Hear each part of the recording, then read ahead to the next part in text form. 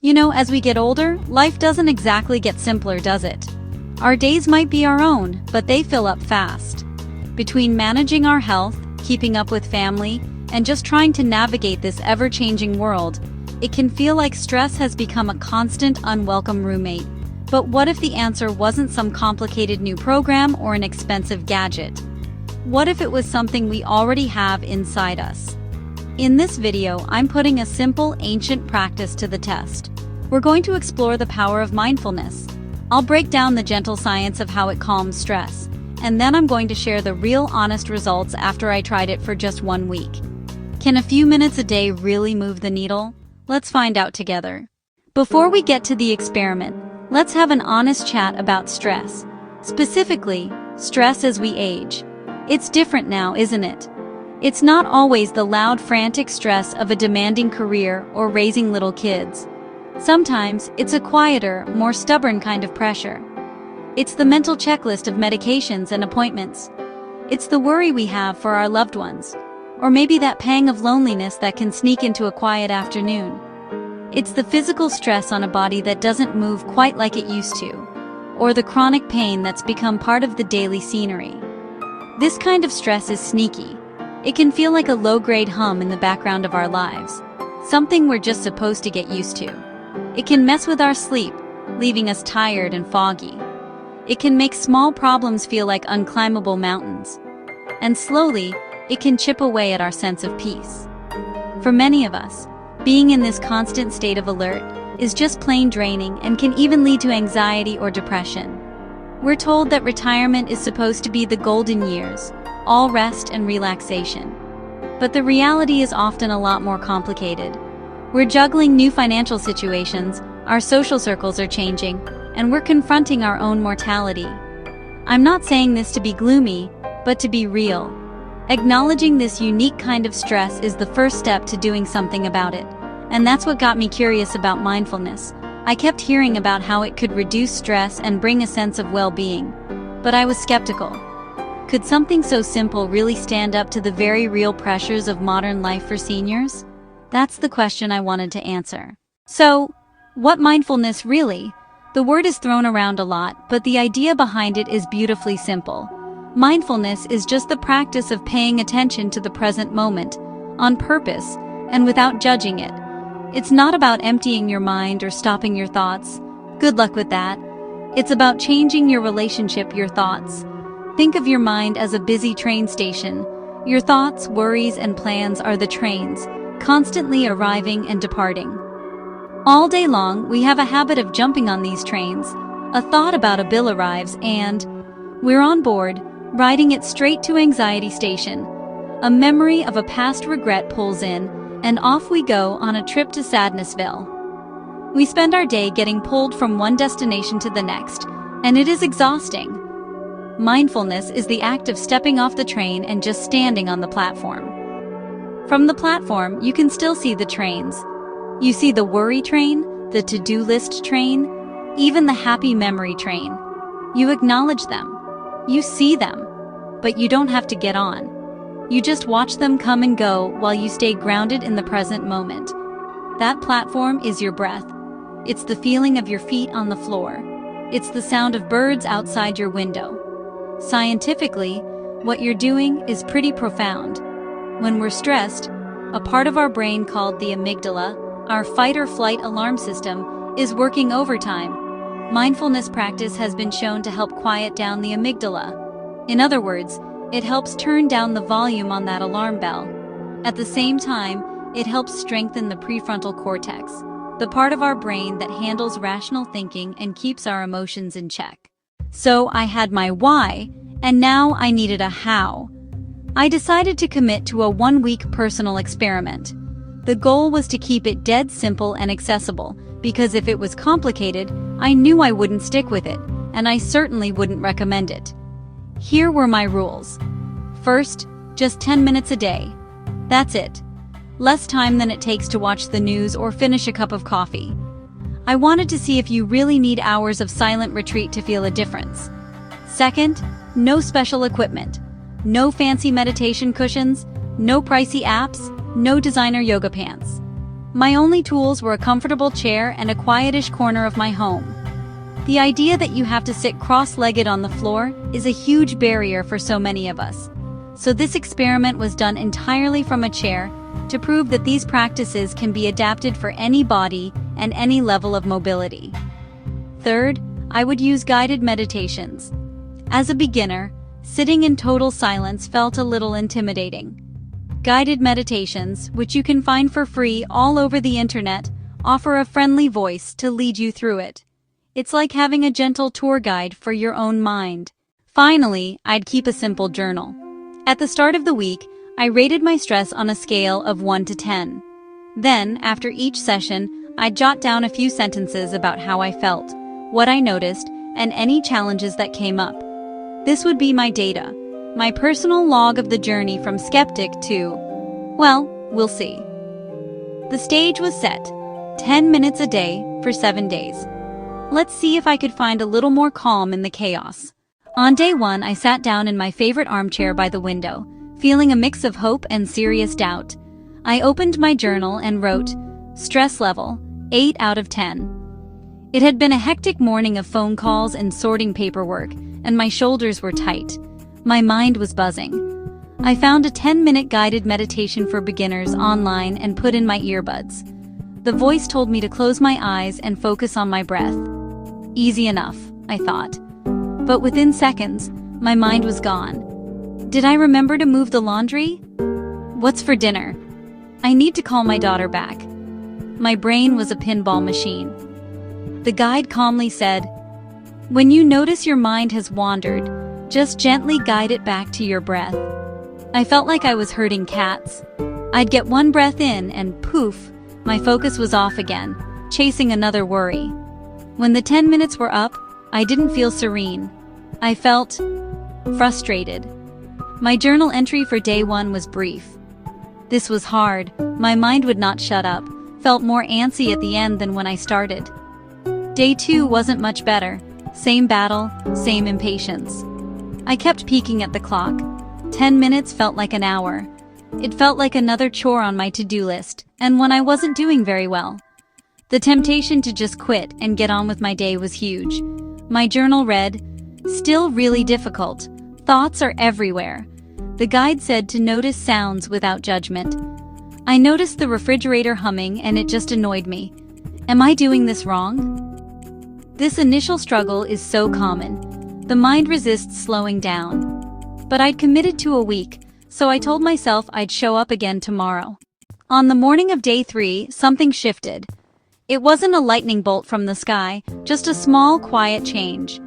I sat down, started the meditation, and braced myself for the usual mental wrestling match. The thoughts still came, of course, but this time I felt a little less tangled up in them.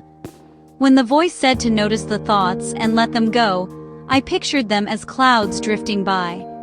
I wasn't fighting them anymore. I was just watching them. For the first time, I felt a moment of actual quiet. It only lasted for a few seconds, a brief pause between thoughts, but it was there, and it was peaceful. Afterward, I felt a little lighter. My journal was more hopeful. Today was a bit easier. Still got distracted, but I didn't get as frustrated about it.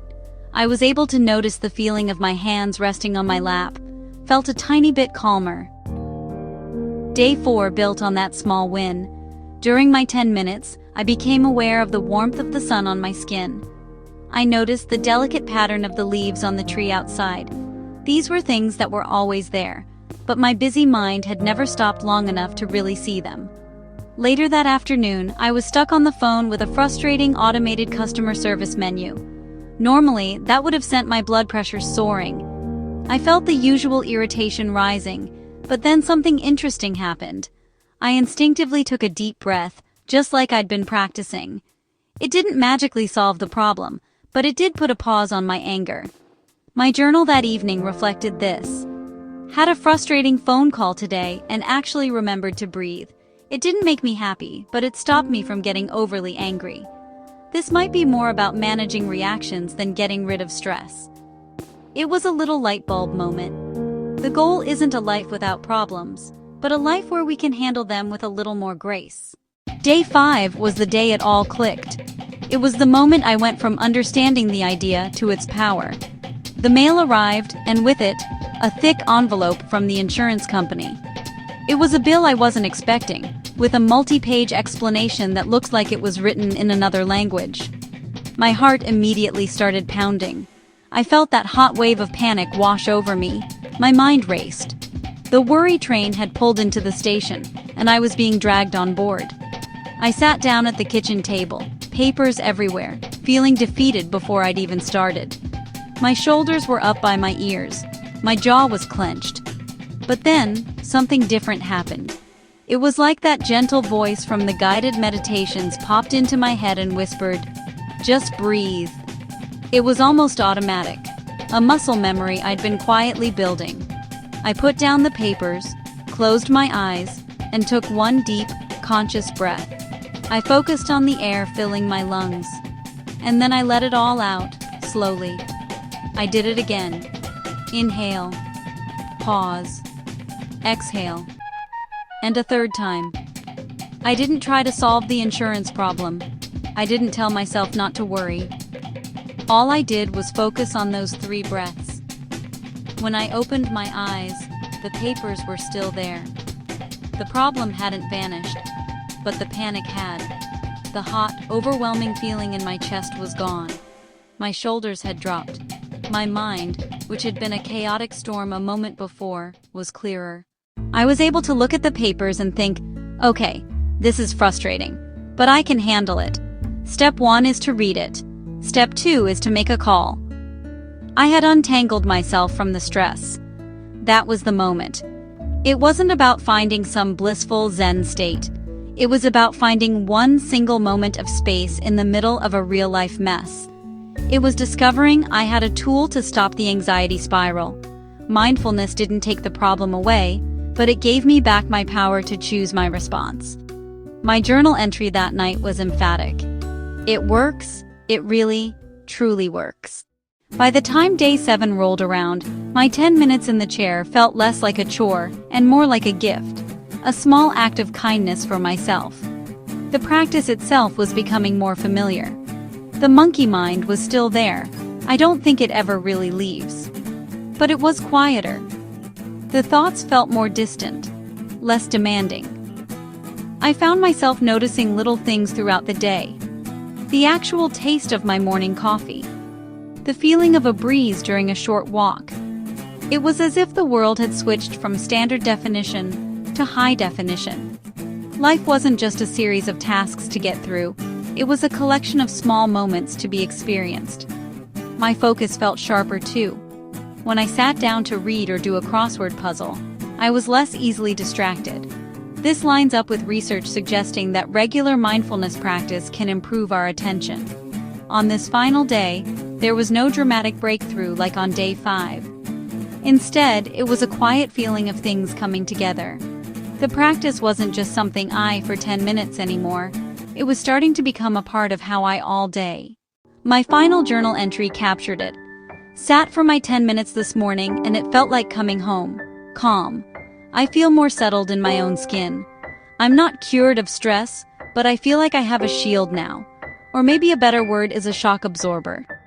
This week wasn't a magic fix, but it was a profound start. It showed me that even a small, consistent effort can lay the groundwork for a more peaceful mind. So, after 1 week, a total of 70 minutes of practice, what happened? Was there a real change? Let's go back to that 1 to 10 scale. On day 1, I rated my stress an 8. I felt tense, reactive, and overwhelmed. Today, after 7 days, I would honestly rate my general stress level at a 4. The stressful things in my life haven't gone away. The mail still brings bills, and my body still has its aches. The change wasn't in my world, but in my response to it. That feeling of being on high alert has faded, replaced by a quieter sense of calm. I feel less like a small boat being tossed around in a storm, and more like I'm finally learning how to steer. The biggest change was in my reactions. Before, a minor annoyance could ruin my whole morning. Now, I have that crucial moment of pause. I can feel the irritation bubble up, see it, and then choose not to let it take over. Another huge benefit has been my sleep.